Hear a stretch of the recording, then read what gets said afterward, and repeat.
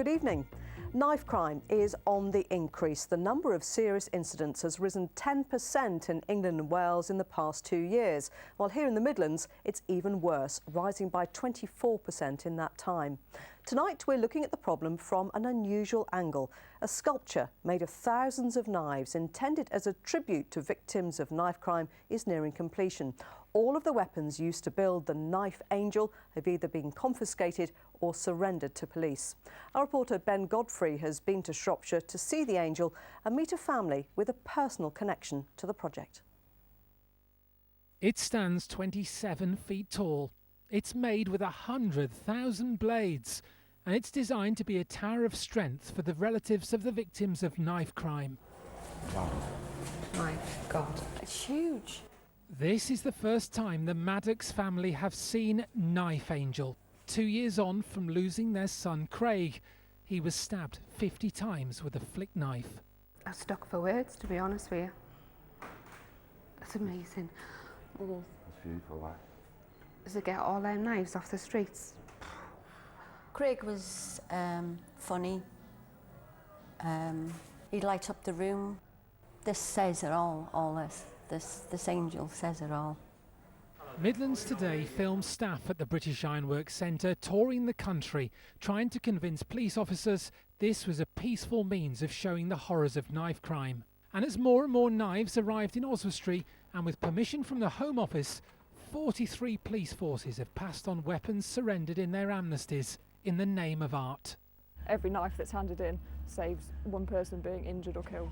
In total, we've had 323 knives handed in across the Alliance, and they're ranging from butter knives, scalpels, hunting knives to samurai swords. The truth is they've had so many weapons here that they haven't been able to count them all. Just take a look at these antique rusting swords. Samurai swords have got loads of these that have been handed in, and perhaps more dangerous, these improvised weapons. Just take a look at this knuckle duster here, surrounded by blades. Look closely at Knife Angel's feathers and you'll see inscriptions, many words of grief from the relatives of young men determined to get knives off the street. Lisa, when you see a weapon like this, this is a zombie knife that's been handed in. How does it make you feel? Just one blow and somebody's life and they're in prison. Yeah, it just makes me feel sick.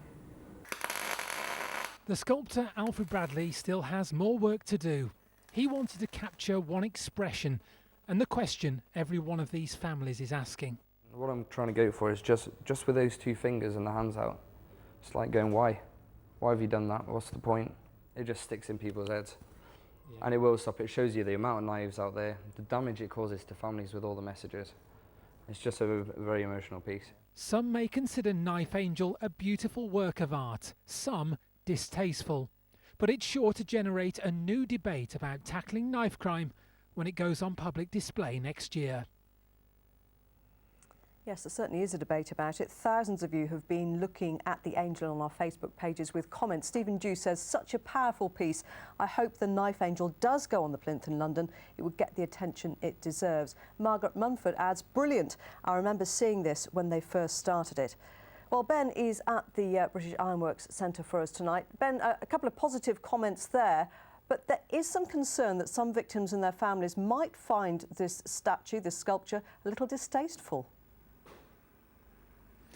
Yeah, there have been some people commenting about possibly this glorifying violence in some way. Let's put some of these comments directed to Ben Knowles from the British Ironworks Centre. Ben, how would you respond to those people? Have you got this wrong?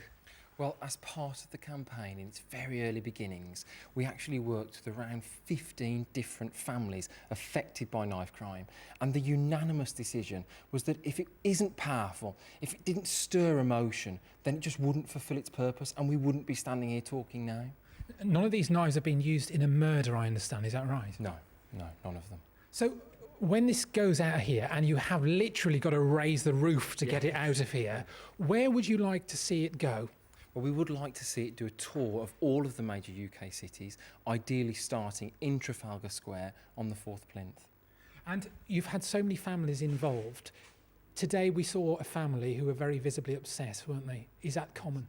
Yes, it is. It is. I think anybody that enters this particular studio, and I think anybody that sees the sculpture will have emotions stirred, and they will feel quite a great impact. And thank you, Ben. Looking around me here, there are still baskets and buckets of knives that haven't been used. And it's about getting knives off the street, even if they're not used in this knife angel sculpture. Just finally, let me show you this. Knives get into the hands of really young pupils at school. This one was recovered from a school in Manchester.